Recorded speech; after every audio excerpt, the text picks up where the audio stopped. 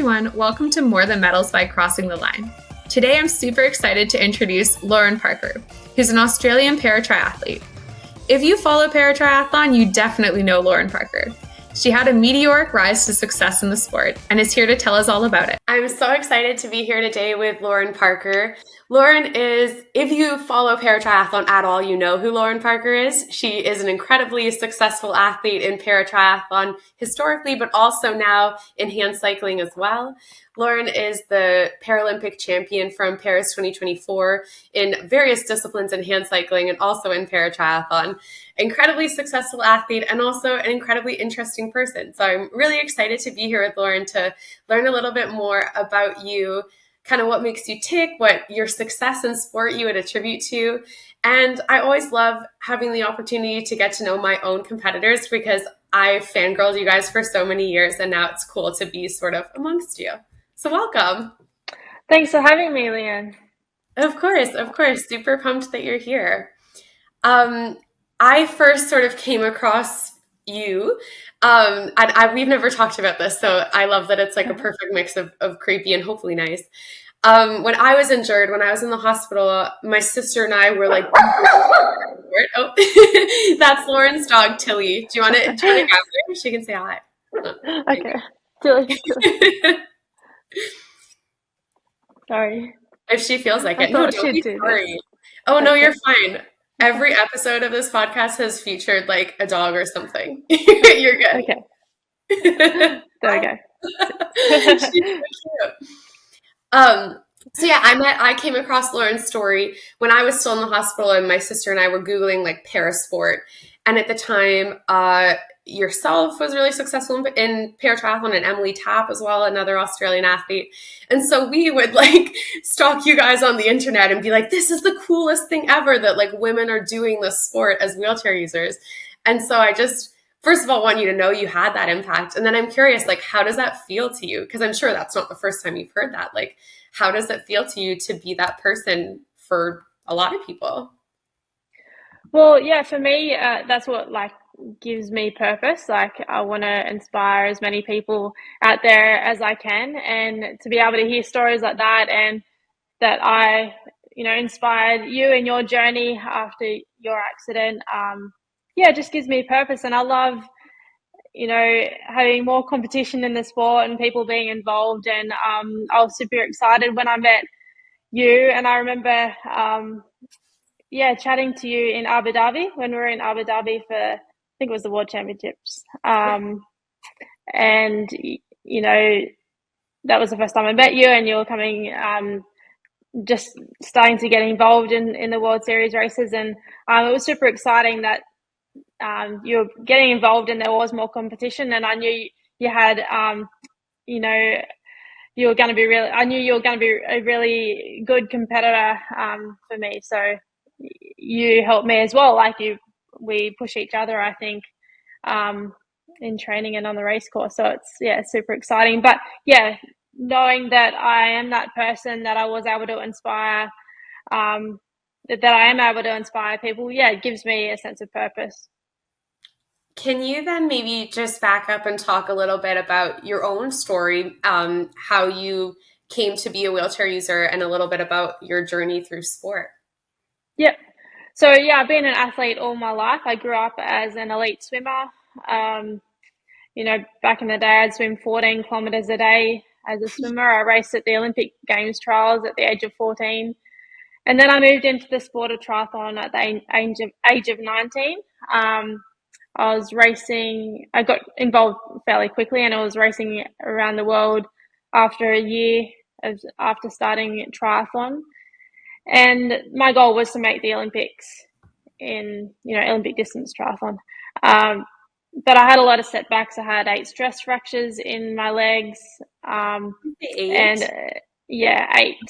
So I never actually did an able-bodied triathlon with a full preparation. Mm-hmm. I was always injured and my bones just kept breaking down. And you'd think after the 3rd or 4th or 5th one, you'd give up. But I kept going and through my 8th one. And then I started doing 70.3 an Ironman distance triathlon. And that's what I really loved. I loved the endurance aspect of that. And I raced at the World Championships in Kona, Hawaii in 2014 and 2015. I got a second place podium there, and then I turned professional in 2016. My whole goal was 2017 Ironman Australia, and I had a year to prepare and make sure I didn't get injured for that race. And for the first time in my whole career, I didn't get a stress fracture, and I had a full preparation. I was feeling the fittest and strongest I'd ever been. But 2 weeks out from that event, I had my bike accident, and on my last hard training ride with 2 minutes to go of my last effort, both my tires burst and I went into a guardrail at 45 kilometers an hour. And I sustained a lot of injuries: broken shoulder, broken ribs, punctured lungs, broken pelvis, broken back, and spinal cord injury, which left me instantly paralyzed from the waist down. So from there, it was a long journey. I spent 3 months in hospital and then 3 months in the rehab hospital. And, it was tough. Like, I thought my life was over. I thought that I wouldn't ever be able to get back into sport again. I thought, after being an athlete all my life, that I had nothing to live for. And after, after some long, hard days and trying to get my head around my new life and having to live life in a wheelchair, because that day I had my accident, I was told I'd never walk again and that I'd need to live the rest of my life in a wheelchair. After a few months, I found out off a friend of mine that it was possible to get back into sport and that paratriathlon existed, because I had no idea that it existed. I just thought it wasn't possible. But that's what gave me hope again. And I was able to set new goals for myself and source the right equipment. Because when I found out paratriathlon existed, I'm like, yes, I want to get straight back into it. I want to get fit again. I want to get back into training, and being an athlete, which is all I knew. So I got a hand cycle and a racing wheelchair and set out on that journey. And it happened pretty quickly. Like, I had to adjust quickly. I couldn't think about anything. As soon as I knew it was possible to get back in the sport, I pushed everything else aside. I pushed my accident aside and just focused on sport. And 6 months after being in hospital for 6 months, I signed myself out, and that's when I started training. And 8.5 months after my accident, I raced my first paratriathlon and I qualified for the Commonwealth Games. And 11 months after my accident, I was on the start line at the Commonwealth Games. So I never would have imagined that being in that hospital, from that hospital bed to then being on the start line at the Commonwealth Games, it was mind-blowing. I never thought that would ever be possible. And a year later, I was world champion in 2019. So, yeah, but lots of hard work. Yeah. Yeah. When you tell a story like that, it's simplified because you're just telling the highlights. But for sure, I can understand that it's not an overnight thing, right? Like, there's so much that goes into that. Someone asked me this question once and it made me a little bit uncomfortable, and that's why I'm going to ask it to you. And I had a similar, I was not so successful in sport, but also felt like I moved really quickly into it. I did my first race 8 months after I was injured. And so in the same way, it became a welcome distraction for me. And someone asked me once if I felt like I had time to process the trauma and to grieve during that time. And so I'm curious, what that feels like for you. Do you think you've had time to unpack that stuff, or have you gone back and thought about that since?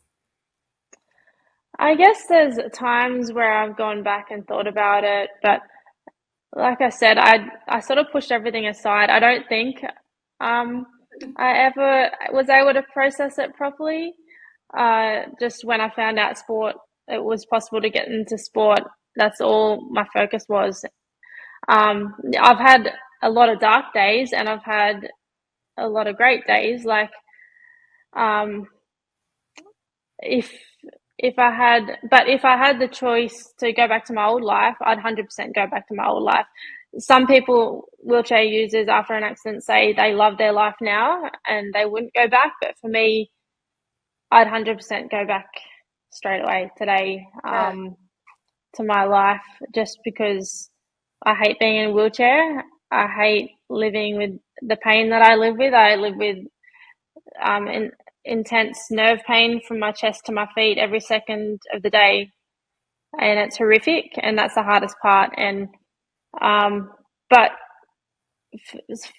having sport in my life and having that focus helps me get through that, and it helps me. I guess that's how I process. I'll put her down. That's how I've been able to process what's happened and my injury, is just focusing on my sport, and that's what's helped me deal with it and get through each day, and especially the pain. I wake up in intense pain, I go to bed in intense pain. There's not a second of any day that, and that's hard, knowing that I'll be in pain every second for the rest of my life. So having sport and having my training and racing helps me get through that. Yeah, I'm glad that you, not that you feel that, but I'm glad that you said that, because I feel like a lot of the time people take inspiration from stories where people were like, this happened to me, and at the end of the story it's like a happy ending, like, the person would say they wouldn't go back or something like that. And I think it's also really important for people to hear you say that isn't how you feel, that you do still would prefer, if you had the choice, even though you've had such an incredibly successful life from the outsider point of view in the last few years, for sure.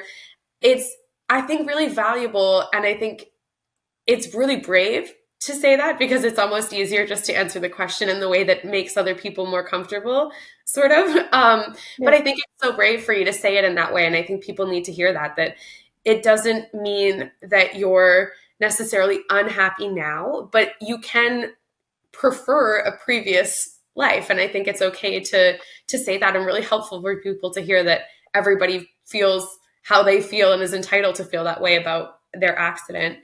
I want to talk a little bit more about nerve pain, because this is one of those things with spinal cord injuries that people don't really know about. And so a lot of people who have spinal cord injuries have just really varying degrees. So some not so severe and some really severe pain, kind of coming from their nervous system almost being confused, for lack of a better way to describe it, that their nerves are sending these pain signals that aren't in response to like physical injury beyond their spinal cord injury. Did that happen for you right when you were injured? Like, was that kind of from day one? Yeah, from day one. I remember being told I'd, never walk again and stuff like that. And I had this pain also that I never thought existed, and I didn't know what was going on. I thought it would go away though. Yeah. And I remember being in hospital that very first night after friends and family left, and it was just me. I felt trapped in the hospital bed, but with this absolute horrific pain, and I was like screaming in pain. And every day and night, I just had this pain, and I was screaming in hospital. Anyway, it eventually, I spoke to the doctors, and they said they could try some spinal cord surgery to try and like scrape away any scar tissue and stuff like that, and see if that reduces the pain. And so I went and had that surgery. It didn't help, and that's how on my whole journey over the past 7 years, it's been like that. I've tried everything out there to try and reduce the pain, and nothing's worked. I've had 4 spinal cord surgeries. I've tried, everything possible. And for me, I've got like one of the worst cases of it. And it's just, like you said, people don't know what people are suffering underneath when you've got a spinal cord injury. Everyone's different, and it's definitely you suffer in silence pretty much, because people look at me and don't realize that I'm actually in horrific pain. Like right now I'm in horrific pain, but I don't show it on my face, especially when I'm out in public or whatever. At home it's a different story, but that's what's hard, is that people don't know, and you just have to continue on and keep pushing on, and you have no choice. But yeah, like when I said that I'd love to go back to my old life, it's because of that pain. But it's also important that after going through an accident, like an injury or having this pain, it's important that anyone going through that it's important to like always adapt to situations, and always look forward and never give up, and try and focus on the opportunities that you have in life now. And that's what I've tried to focus on, is, I've got a lot of opportunities now, like in my sport, and to inspire people. And that's where my purpose is, and that's what I am looking towards. And that's what helps me get through every day in pain, kind of thing. But yeah, nerve pain is absolute horrific, and whoever suffers from it knows what it's like. But when you're trying to explain to an able-bodied person that isn't living with the pain, they don't understand, and I wouldn't either if I was listening to if I was able-bodied listening to someone, because the pain that I have, I never knew existed. It's just awful. Yeah. Outside of like your experience, like you can sympathize, but it's hard to empathize with something that you haven't actually felt. Yeah. I think it's so interesting in a lot of ways, because one of the things that we talk about in general on this podcast is visible versus sort of invisible disabilities, and how one of the ways that I think wheelchair users are treated differently is because people can see a lot of our challenges. But I think in your case, you kind of experience both, where people can see some of your challenges, but it seems like one of the biggest factors that makes your life difficult in some ways is something that people can't see and don't really understand. So I think it's interesting that you kind of experience a little bit of both, of people seeing this thing, and then also of people having no idea. Yeah, definitely. Like, yeah, my physical disability, that people that can see that I'm in a wheelchair, yeah, that also brings with it its own challenges. Like when I was, after being injured, when I first got in the wheelchair, when I first went out in public, that was really, really hard, because people I felt that people looked at me differently. And because they could see that I was in a wheelchair, and I was used to spending 28 years walking, and now, I mean, you know what I mean? Like, I don't know if you felt the same way when you first went out in public in a wheelchair, but for me, I just wanted to go back to the hospital room and just never go out. Like, yeah. But you just have to, but obviously you have to move past that and just adapt. Like we all have to adapt to these situations in life, whatever it is, and just move forward and focus on the things, to be grateful for. Like, again, like I was in the rehab center with 20-year-old quadriplegics, so that's where I gained perspective, and that's where I became more grateful that I've got sport in my life, and that it is possible that it is possible to have still a full life, kind of thing, if that makes sense. No, I totally agree with that. And I really like that, like, hits home for me too. When I was in the hospital around the time that I was injured, one of my best friends, her mom was dying. And I remember at the time, one time I was talking about how, how sometimes you just like don't feel like people feeling sorry for you. Like you're like, this thing that you're doing is like really bothering me. And I think it kind of relates to like the first time you go out and you see like pity on people's faces, and that didn't sit super well with me, like made me uncomfortable. And I remember at the time, I was expressing this to one of my friends, and this friend whose mom was dying at the time, and she said to me, yeah, like no one died. And I remember like really feeling like that put it into context in some ways, that like she was the only person to ever really be like, this injury, like, yeah, it sucks, but like things suck more. And sometimes I just feel like I'm so grateful to have a friend who like could say that to me, because I agree with you. And your situation is different and everyone's situation is different. And disabilities and nerve pain and all of these things are so hard. And then there's also everybody else in the world who also goes through really difficult things. And I think sometimes because people can see our challenges, they think that it's different, but life is hard kind of for everyone at some point. And I think that's why your story resonates so much, because you're so brave in the face of life, which is hard for you some days. Definitely. And well, every day is hard, but yeah, it's sport is what gets me through, like I said. And but I worry about life after sport, but that's the next Yeah. hurdle. Yeah, that's a really fair thing. I think when you like get a lot of confidence from something, then you're like, what am I when I stop doing this?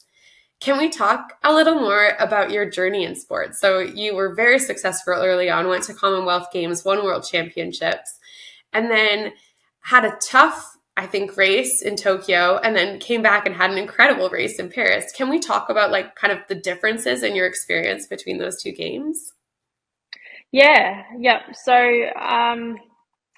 obviously I was after my accident, I was working towards Tokyo, and I had my whole purpose in sport was to win gold in Tokyo. And I had a great preparation for Tokyo and everything.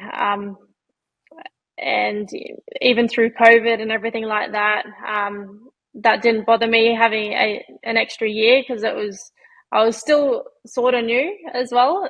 I, you know, I was still learning my craft and equipment and racing chair and things like that. So having an extra year under my belt to become a better athlete was actually good for me. But yeah, Tokyo didn't work out. As you know, I was so disappointed. I felt like I let myself down, my team down, and my country down. That's just how I felt. And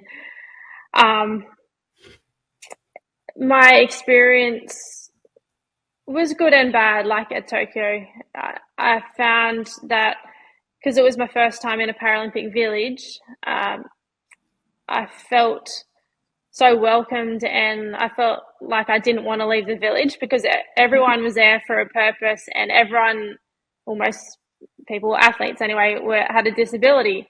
So you felt like, I don't know, a part of something special, and like you weren't looked at differently if you're out in the village. And I just loved it. I didn't want to go out into the real world. So that was a good Right. experience. To not stand out for a second. Yeah, yeah, Your disability is not interesting to anybody, and that's really nice. yeah, yeah. But then on the racing side of things, yeah, I got second by less than a second to Kendall, which was, yeah, it was disappointing for me. But I really had to get past that and focus on the next thing and the next race, and moving past a setback, because we all go through setbacks, and we all have to find out a way to get through it. And for me, I set out to win every race that I could after that, and train super hard. And that's what I did. Like, I won 16 straight races, and that was my goal.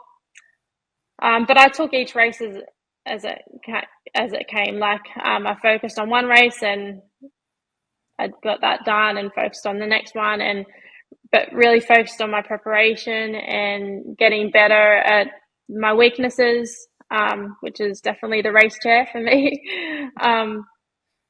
And yeah, turned up at Paris after a hard 3 years, though. It was hard emotionally, physically. I had to go through stuff that people don't know I had to go through emotionally, like in life outside of sport. So it was hard to keep going.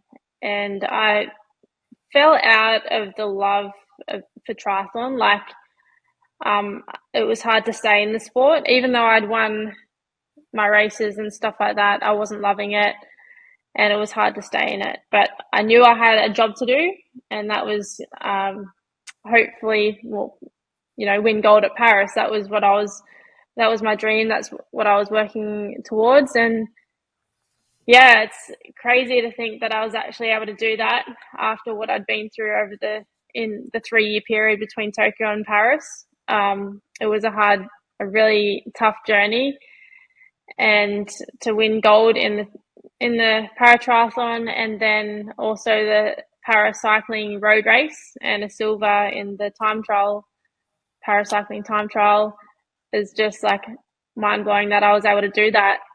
And yeah, after Tokyo, it was my goal to compete in 2 different sports, and I was able to do that. So yeah, it was a long, hard journey, but like it is for everyone. But I can only go on like my experience, and just I don't know how I did it really. I don't know how I kept going. That's what I was going to. Yeah, I don't know. I just training, just not stopping. I even threw in 2 Ironman races in 2022. Like, I went back to the Ironman World Championships in Kona, which I did previously as an able-bodied athlete, but my goal was to complete that as a para athlete, and I was able to do that. And that was a hard day getting through that. But sorry, my phone was just ringing. No, you're fine. Being able to do that after the year after Tokyo, when I had such a disappointing time at Tokyo. Yeah, it was unbelievable. Yeah. Yeah, I think that's what's so impressive to be. I mean, you're an incredible athlete. We all knew this. And your performance in triathlon is, I mean, for anybody to do it as consistently as you have, it's not easy. It's super impressive. But then to do it from disappointment, I think is really so impressive too, because that's when everything is going well. I think it's easy as an athlete to keep going and to keep feeling good, and you go to a race and you win the race, and obviously your life is more complicated than that. But at least on the sports side, things look like it makes sense. But then to go from such disappointment to such success, I think that is really hard. Like, was there a point when you were like, maybe I'm done with this, maybe it's not worth the heartbreak? Or were you like right from the finish line of Tokyo, were you like, I'm ready to go again, I'm going to win this thing? Well, it took at least a couple of weeks to get into that mindset of, I'm ready to go again. And I think every day over the last, between Tokyo and Paris, over that 3-year period, every day I was like, I don't know how I'm going to keep going, but I really wanted it. But I really wanted to prove to not only myself, but everyone out there, that I felt I let down in Tokyo, that I was able to achieve a Paralympic gold medal. And that's what kept me going. That's what made me keep going. And I don't know, I just don't like quitting. When I've set a goal, I always do everything to achieve it. And yeah, there was something else I wanted to say, but I've forgotten. Oh yeah, but I also lost a lot of support over that 3-year period. Like, the support that I had before Tokyo definitely changed, and I was left alone, all of the time. So for 3 years, I did every session on my own. I trained on my own in a garage until I built my gym out the back of my property last year. But yeah, I was just in a garage on a trainer every single session, and going to the pool on my own to get my session done, just day in, day out. So it was a lonely place to be, but I am pretty motivated. I don't need anyone to motivate me, and I'm disciplined and everything like that. And at the end of 2023, I decided to coach myself as well. which ended up working out well. I felt like I had more to give, and I felt being like I was being held back a little bit. So yeah, that was, even as an athlete, a hard decision, but it was the right decision. But I really had to trust myself.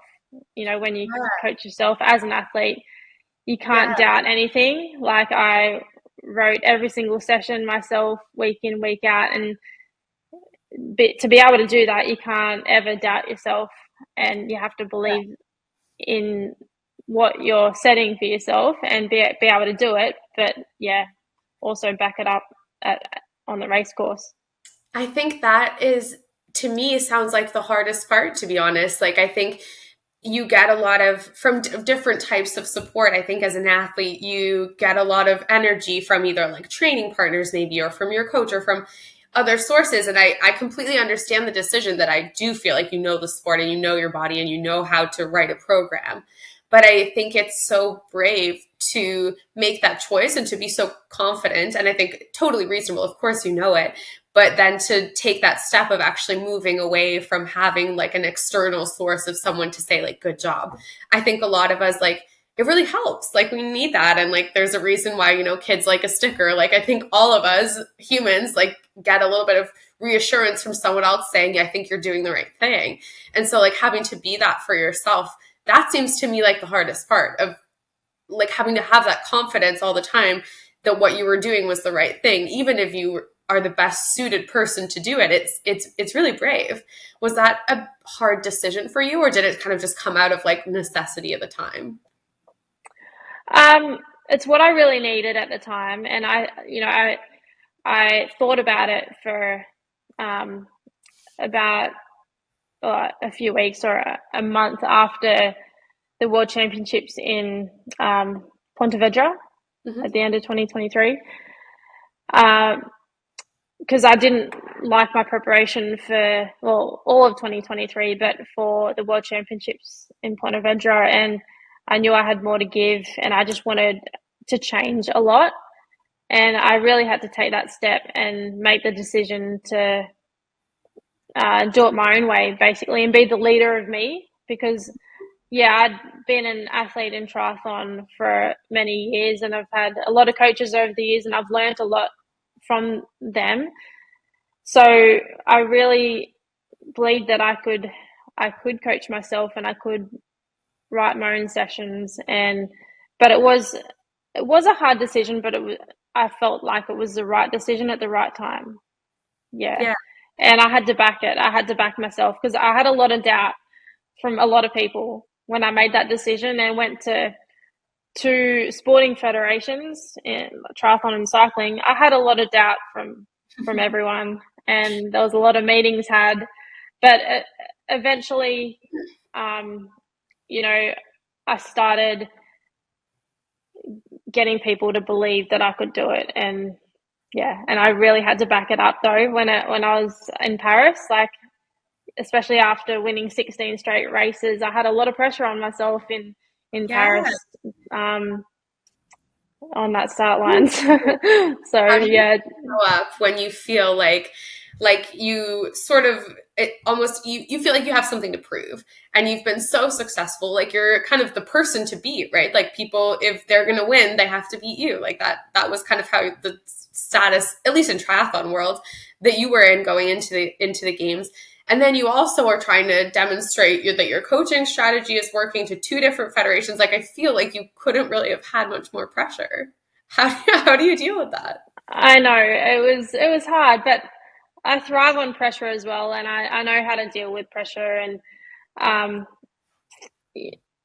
was there doing it for me first and foremost, but I wanted to prove that my whole preparation and everything, all my decisions were the right decisions. And I really wanted to just go out there and prove to everyone that,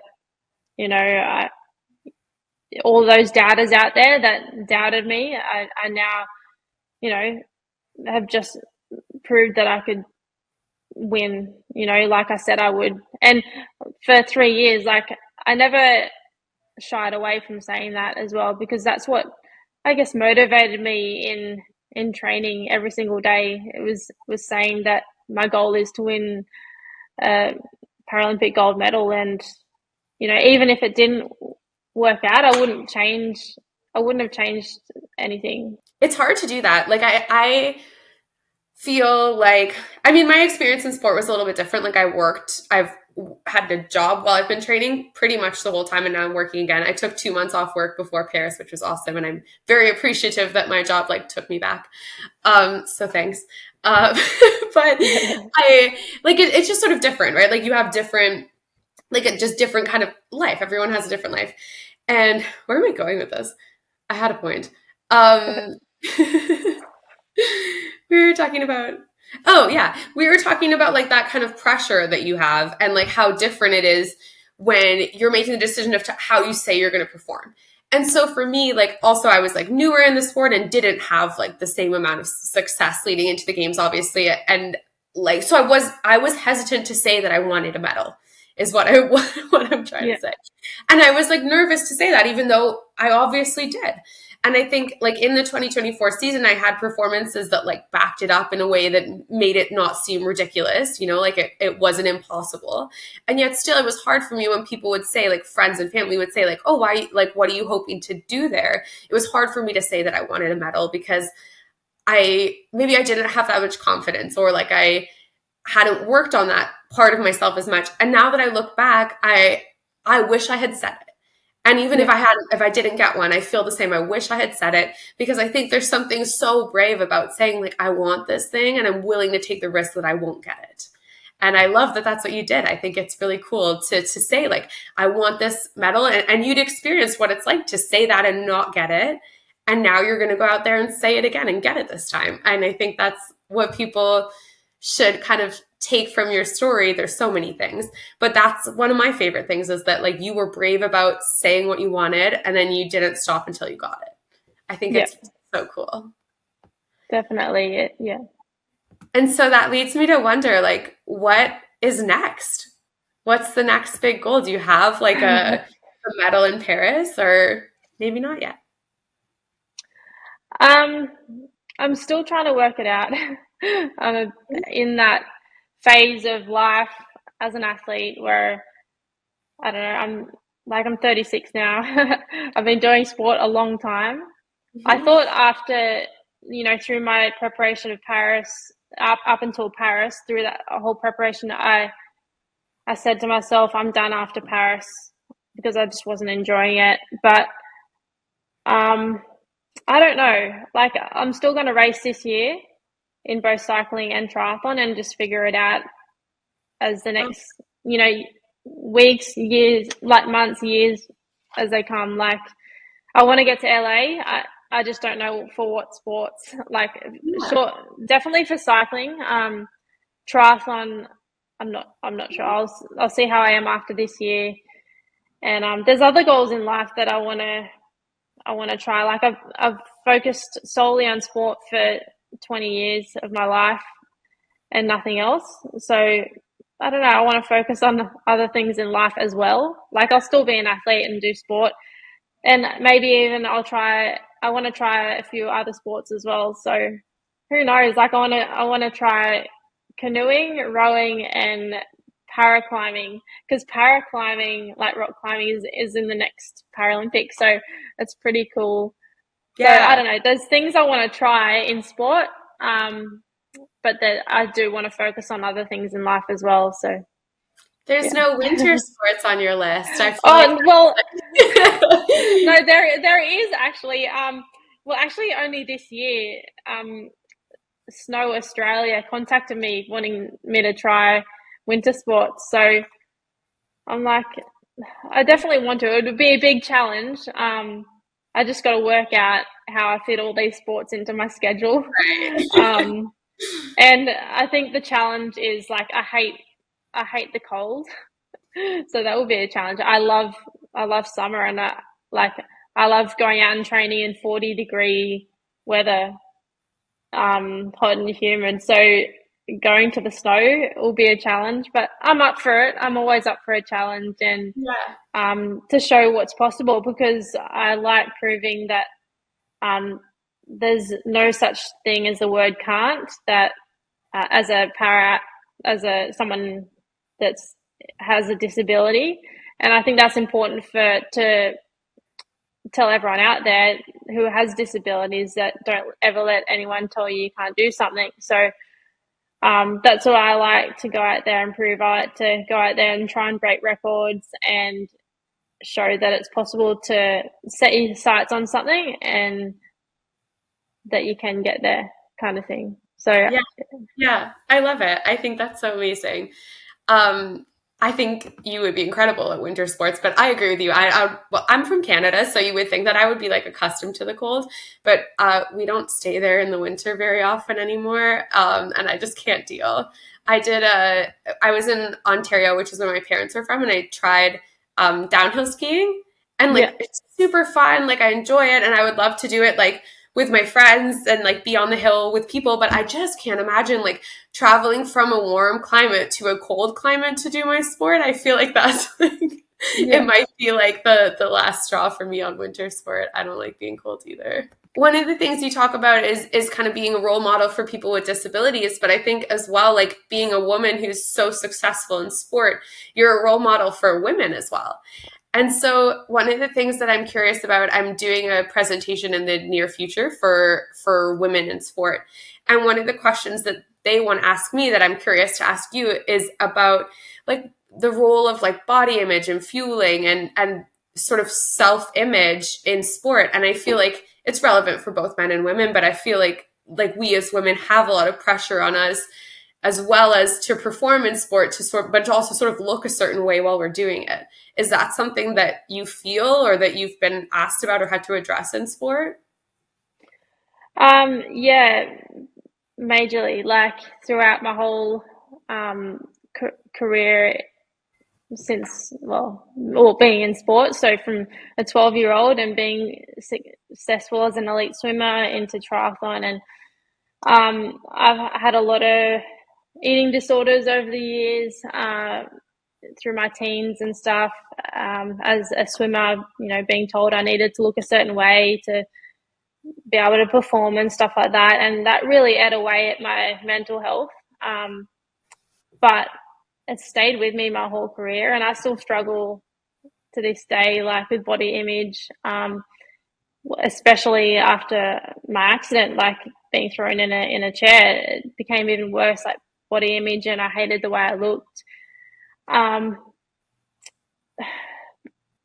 Where am I going with this?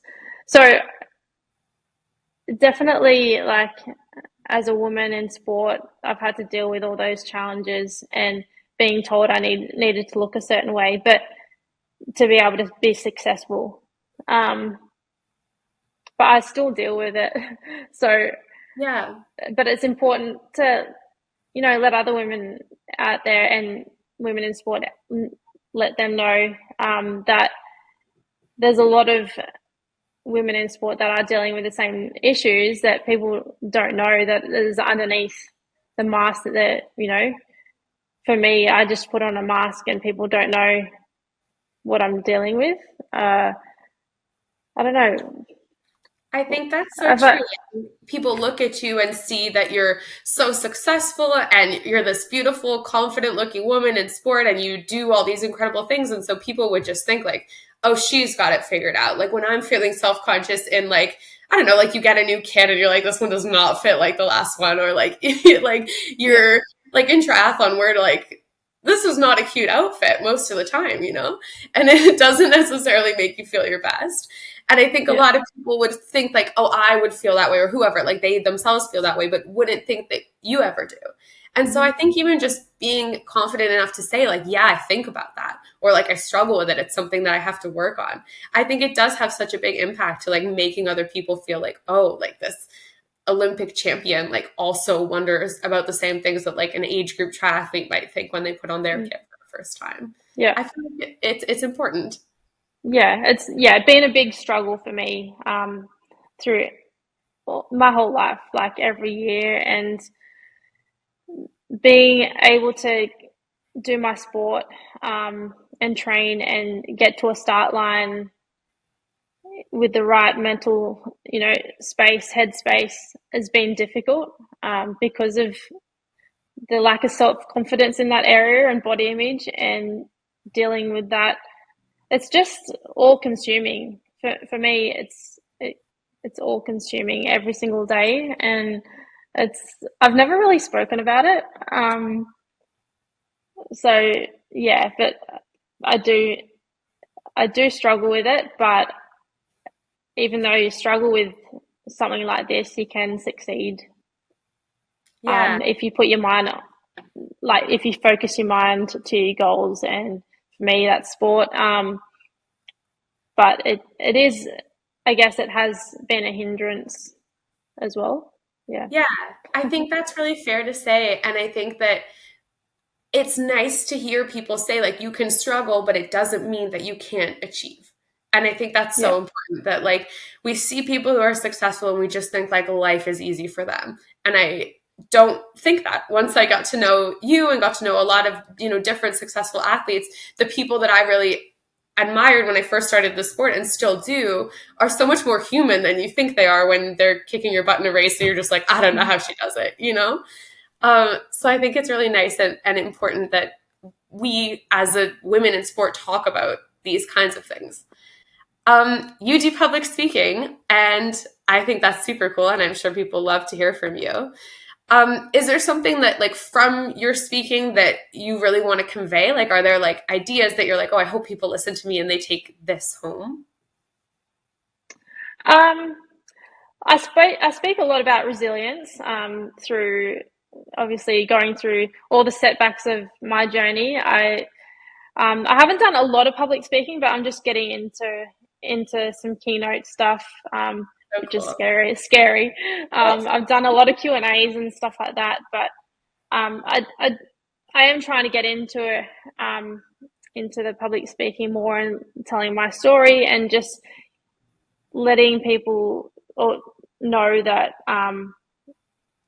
it's really important to be resilient, and if you get knocked down, to get back up again, and to never give up, and to look for the opportunities within the setbacks or the hurdles, the obstacles that you go through in life. Everyone goes through hard times, but it's important to look for the positives and not to dwell on the negatives. And that's how I guess, got through every setback throughout my journey, at least after my accident, is I had to really focus on the positives, because the negatives far outweigh the positives. But I couldn't, focus on the negatives, because I'd still be back there.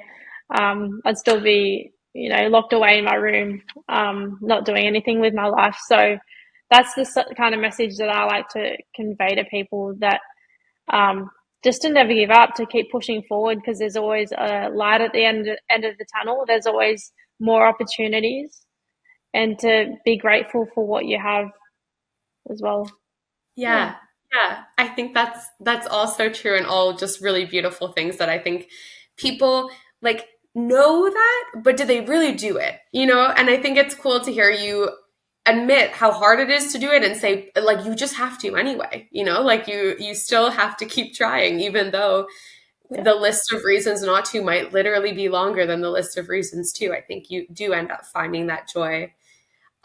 Speaking of, after Paris, like, what was that feeling like? What was the celebration like? Like, was it everything you thought it would be? Definitely. Like, it was pure relief when I crossed the finish line in the para triathlon, but like, and happiness and everything, all the emotions. It was very emotional when I crossed the line, and I had my team around me. Robbo, my God, handler. and I didn't win. Yeah. Um, but relief that I was able to do what I said I could do. It was, a long 3-year preparation, and to be able to do it was just like all emotions in one. A moment I'll never forget. Yeah, Yeah. so beautiful. How did you celebrate? How did I celebrate? Well, I I mean, couldn't you're pretty celebrate safe, because I right? still had some more races to do. So Yeah. I had to jump back Did on you the push it bike straight after. back and do like a Sorry. big thing? Did you push it back though and do like a big thing after the games, or were you just so dead? I didn't really do a big thing. I went on a holiday. I guess That's that so was a nice. celebration. That's But nice. yeah, Probably your first in a long time. yeah, my first without training. But yeah, even though I was thinking after my paratriathlon win that very same day, like it was pure happiness and everything like that, and I just achieved something big that I'd been working hard towards. But then that night, I was like laying in bed in pain, with the nerve pain, and I'm like, Yeah.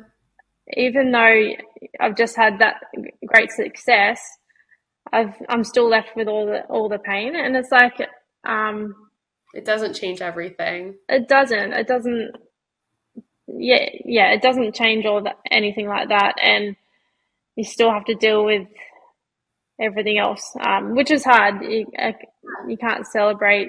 Well, for me, I couldn't celebrate the way I wanted to, but I still, after the triathlon, I still had more races to focus on. So I could celebrate a little bit after my last cycling race, but again, not a big celebration. I just, yeah. Yeah. You had more coming too, though, right? Like, didn't you race again in cycling not too long after? Oh yeah, I had World Championships in Switzerland after my 10-day cruise holiday. So um, yeah, I turned up to Switzerland to the World Championships cycling, which I'm glad I went to try and defend my time trial title, which I got second there. But it's not surprising after a 10-day cruise and no training, and then turned up to the triathlon World Champs in Spain. So without any training, but I'm glad I went there as well, and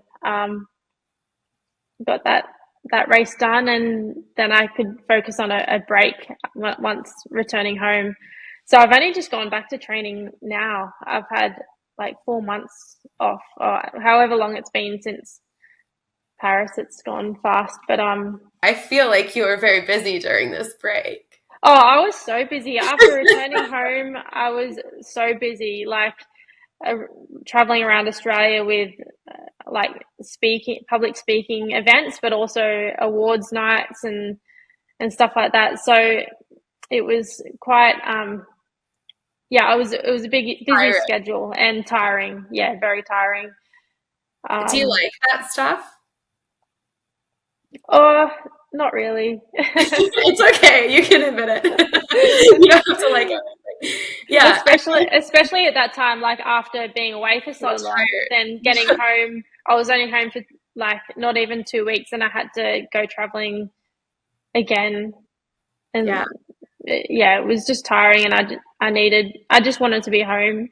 You have these ideas of what like celebrating is going to be like, and you're like, I want to do all this, I want to do all this, and I had planned like a vacation with friends of mine, and a lot of my friends had come to Paris, so they wanted to like go out and do all this stuff, and I was like, I just want to go to bed so Yeah, bad. But it's so yeah, boring. You can't do that. Well, I mean, everyone can make their own decisions yeah, and get away with it. yeah.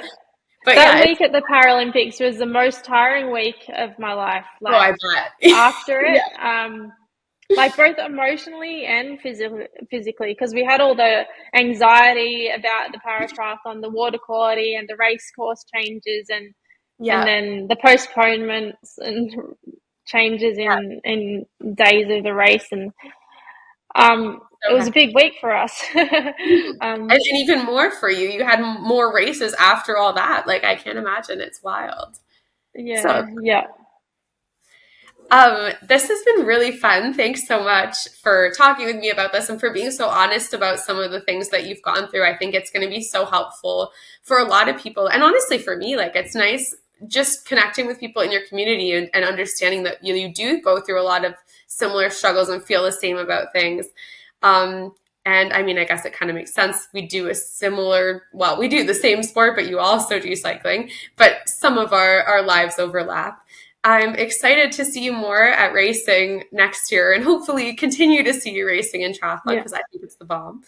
But of course, I understand you have a lot of different goals and priorities, and maybe you'll be rock climbing. Who knows? Who knows? Yeah, like I feel like it's a very like Australian seeming sport, maybe to be. Yeah, I mean, right? Yeah. I've never done it ever before in No. my life, so stay But why tuned. not? Yeah. You seem like you would be like you're so strong and you're quite small, so I feel like that seems like it would be good for rock climbing. I think. Yeah. Maybe. Who knows? Yes. Awesome. Thank you so much. It was really fun getting to know you a bit better, and I guess we'll see each other soon. Yeah, for sure. Thank you. Thanks so much for listening to More Than Medals and sharing this conversation with me and Lauren Parker.